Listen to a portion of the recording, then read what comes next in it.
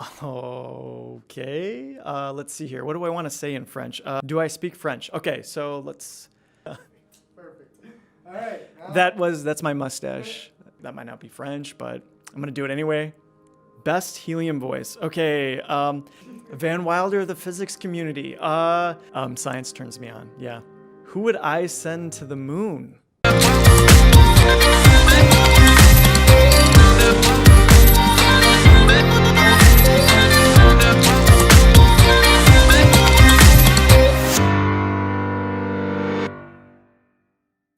What's up, guys, and welcome to Thinking Critically. I am your host, Jonathan Maloney. I also happen to be the founder and principal content creator for Intelligent Speculation. You may be familiar with it. I decided to start this series because I wanted to connect with you a little bit more and help you to better understand the material. So first off, what I'm going to do is I'm going to go into who am I? Why should you even listen to me? Yeah, so I'm a bit of a nerd. I'm going to be honest with you. I love science. I always have. From when I was a little kid, I couldn't get a hold of enough either science programs or science books to just dive into and devour. So when I went to college, I decided that I was going to study science, and I ended up in geology. So geology is a science of basically planetary processes, and I was super curious about the planet, and I wanted to know how everything worked. So I did 4 years of that, graduated, and then I went off into graduate school to get a master's degree.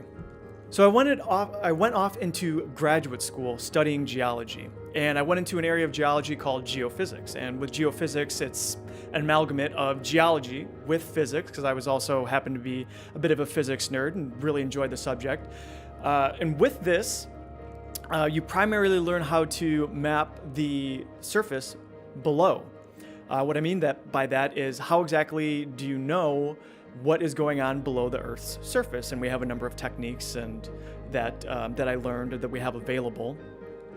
But I quickly learned that my only options after I graduated, unless I was to stay in academics, was to work in oil and gas. And I had become, and always really had been, a bit of an environmentalist. And I didn't really want to go work in oil and gas because, well, let's face it, fossil fuels are a bit of a problem, and we need to move away from them because we have something called global warming. Anyway, I decided that I was going to switch. So I switched after my first year of graduate school from geology over to physics. And it was huge. It was like night and day as far as difficulty goes. The physics was far more technical than anything that I'd ever been exposed to before, but I loved it. I couldn't get enough of it.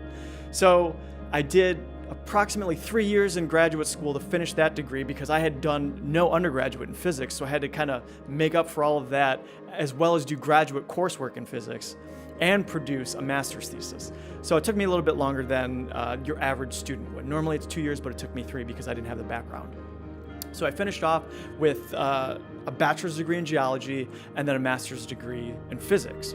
Then I decided to leave school, and I was working out in the real world for a couple years, not being terribly satisfied with what I was doing, working in a family business. So I was like, you know what? I'm going to go back. So I decided that I was going to study something in renewable energy. And what I ended up at was nuclear fusion. So unlike fission, our current nuclear power plants, where you have a really big atom and you break it apart, and every time you break it apart, you get energy out, fusion is actually the exact opposite. So you take really, really small atoms, in this case hydrogen, so that's the smallest atoms that we have available, and you smush them together and you make helium. And in the process, you get energy out. So the sun comes up every day. This is the exact same process that powers this star, our sun, and every other star in the universe, is nuclear fusion. However, it's really, really hard to do it here on Earth. The sun, it's gigantic. It is massive. It is so big compared to compared to our own planet, even Jupiter, that it has gravity on its side. So at the core of the sun, you have this intense pressure smushing down on everything, and this intense pressure, along with the really, really high heat caused by it, causes these hydrogen atoms to fuse together. And you actually can fuse helium atom. Hey guys, welcome to Thinking Critically with Jonathan Maloney. I don't know, I guess that's my best helium voice, along with a few other heavier elements to make eventually the heaviest element that you can make in stars, which is iron. Anyway, I'm digressing. But I really, really wanted to study this because it's essentially the holy grail of energy. If we're able to control this type of energy here on planet Earth, we won't have any energy needs ever again. Problem is, like I said, it's still experimental. So currently in southern France, they're building the largest fusion reactor in the entire world. It goes by the acronym ITER, I-T-E-R. And I had decided that I was going to go and work on that project. So before I moved off and shipped off to France, bien sûr, je parle français, j'aime du fromage et du vin. I went back to school for 1 semester and decided that if I was going to do theoretical work, which is what I'm more passionate about versus experimental, that I was going to need a degree on my resume in math. Because I had taken so many math courses before I graduated with my master's degree, I only needed to take 3 more. So I went back for a semester and finished off my bachelor's in applied math. Then I shipped off to France. I was there for approximately 7 months and I hated it. I just didn't fit in. I knew the language a little bit. By the time I was getting ready to leave, I was more or less fluent, but it just didn't work out for me. I spent 7 months in France, and the entire time was not all bad, but just mostly bad. Unfortunately, it was a complete disaster, and I needed to come home because I just couldn't do it anymore. So I moved back home, didn't have a whole lot of money, kind of devastated by like what it is that I'm going to do now with my life. So again, I was working in the family business, and eventually I had the opportunity to start a business of my own. And it was in the area of health and wellness, which is something I'm also passionate about, but it's not my primary passion. So I spent a number of years working on that. And unfortunately, at one point, I had to walk away from that business due to irreconcilable differences with my business partner. These things happen. And even further disappointingly is that the business did not survive even after I had to walk away because I had really believed in it and I had poured my heart and soul into it. I put together a great team, met a bunch of wonderful people, and I had to walk away. And at that point too, my life seemed to just completely unravel within 6 months. I was kind of managing 2 separate businesses, a partner in one, kind of a partner in both, and it just all came crumbling down. So I had to make a decision. What was I going to do? It was the first time in my life where I was kind of building from scratch as an adult. I mean, it's kind of a scary proposition. So of course I still had this passion for science. I absolutely love science, and I really love to communicate it. So at that point, I decided, you know what? I for sure need to finish my PhD. I had already tried once when I was in France, and I had dropped out because the conditions were just not to my liking. So I was like, I'm gonna go back. So I decided to go back to my alma mater and get a PhD. And I'm still working on it. So I'm approximately 2.5 years into it. It'd probably take me another 2 years or so, but I couldn't be happier. So my PhD is in physics. It's not nuclear fusion. It's in high energy theory, which is a subset of physics where I essentially study fundamental particle interactions. I use a branch of physics known as quantum field theory. So we have quantum mechanics on one side, which is the physics of the very small. And then we have special relativity on the other side, which is the physics of things moving close to the speed of light.